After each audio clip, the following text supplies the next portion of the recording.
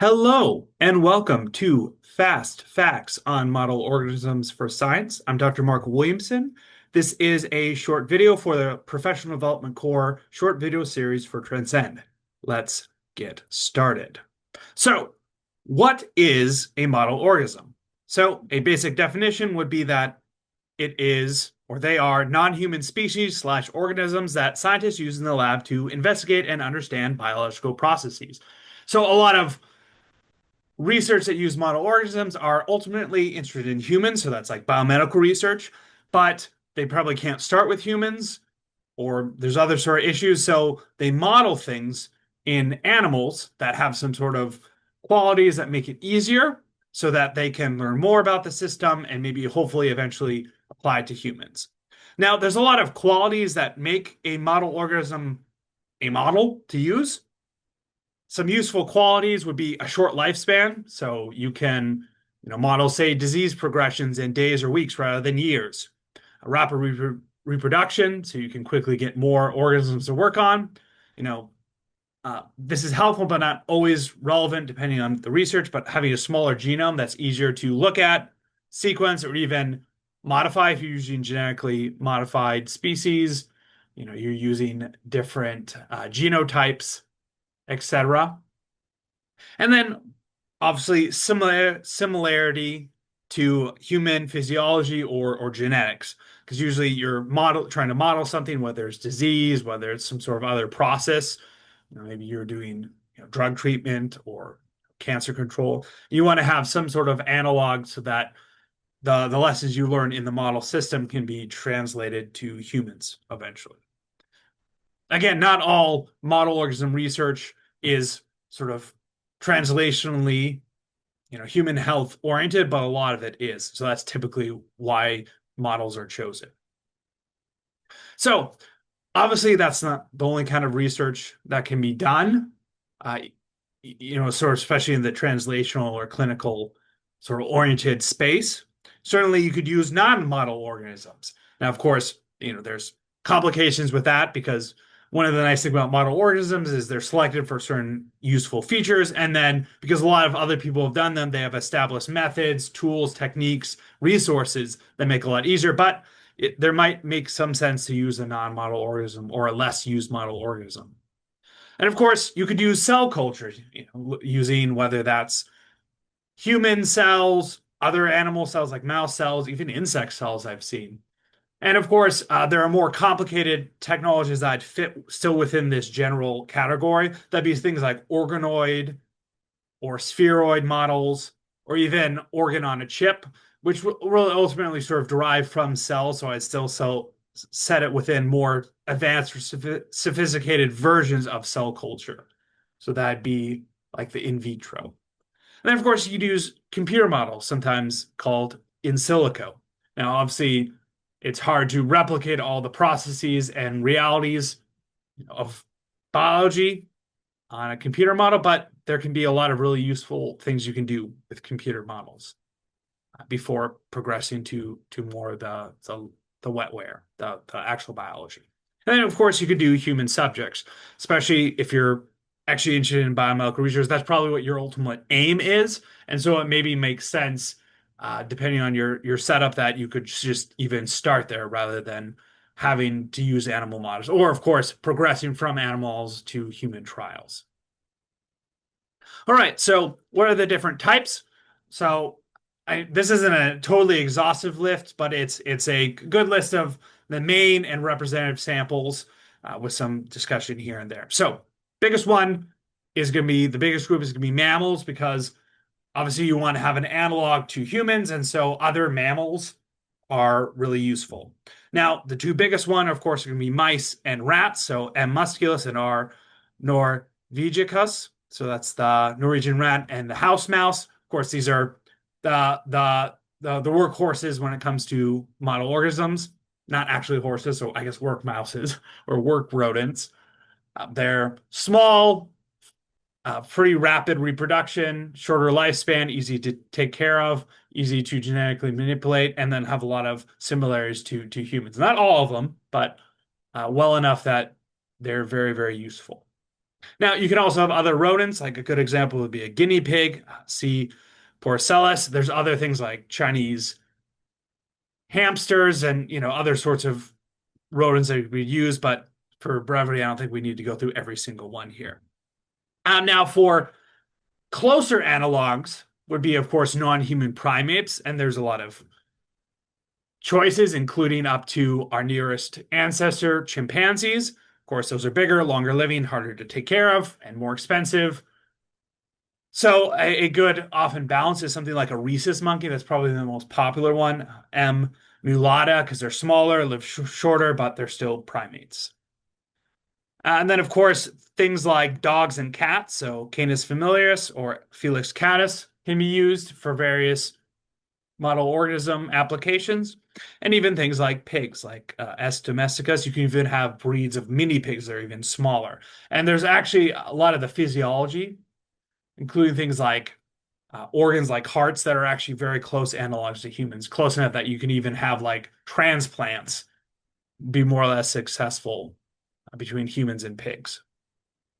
All right, that is not, of course, when it comes to animals, the only kind of things you can use. You can use other vertebrates. When it comes to fish, there's actually a lot of model organisms for fish. Zebrafish are probably the most common, the Rio, but there's also things like killifish and rice fish. When it comes to birds, chickens, G. gallus are a good choice, as well as smaller things like Australian zebra finches, T. guttata. Then there's not as much done with reptiles, but the model organism for reptiles would be the Carolina anole, A. carolinensis or nensis.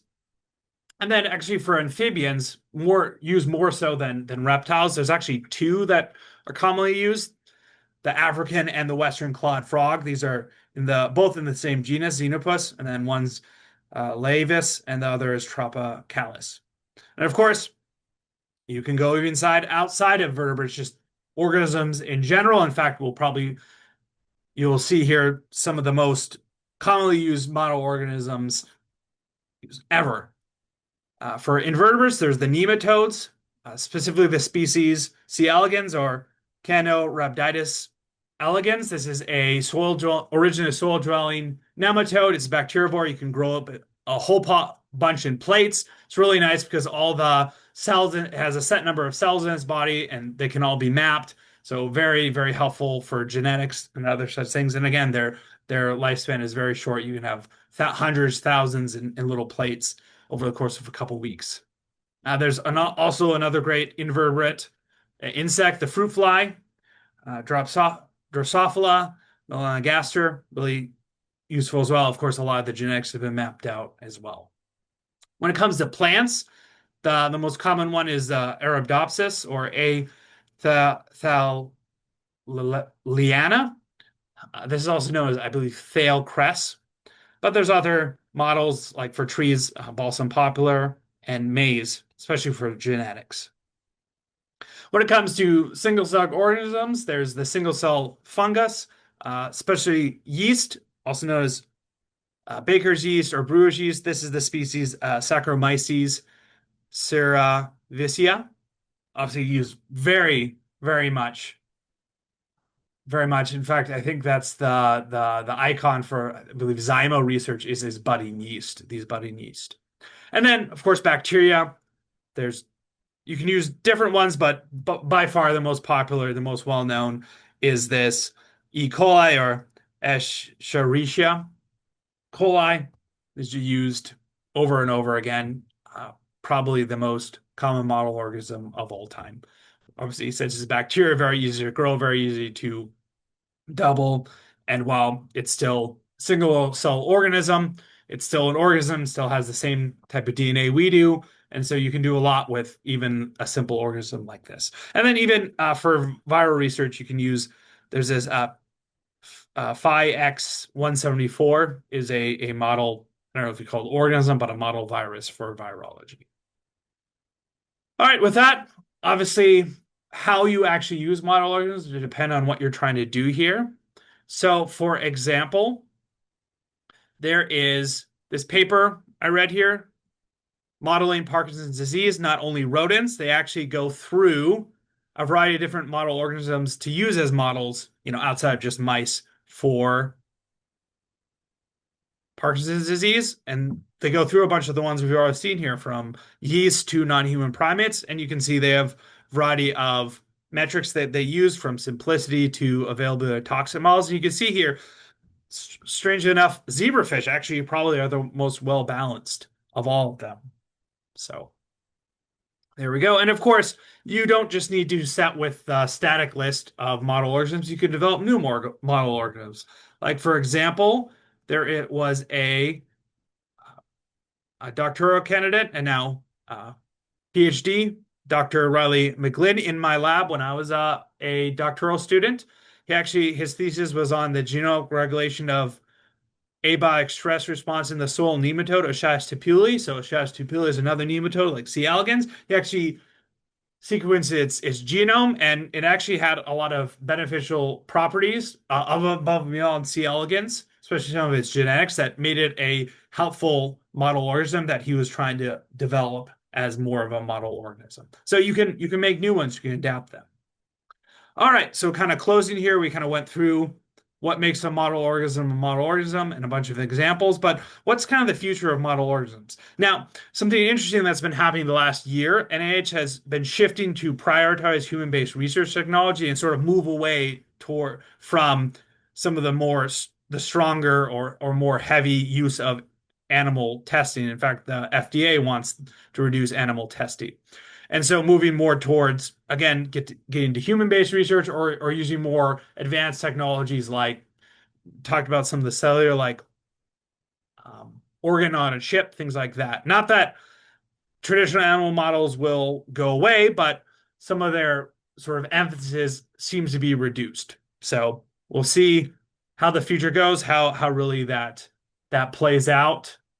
But I guess in the meantime, model organisms are still used. There are new and better approaches, whether replacing or complementing animal models. And yeah, there we go. Hopefully this talk was useful. Thanks for joining me, and I will see you next time.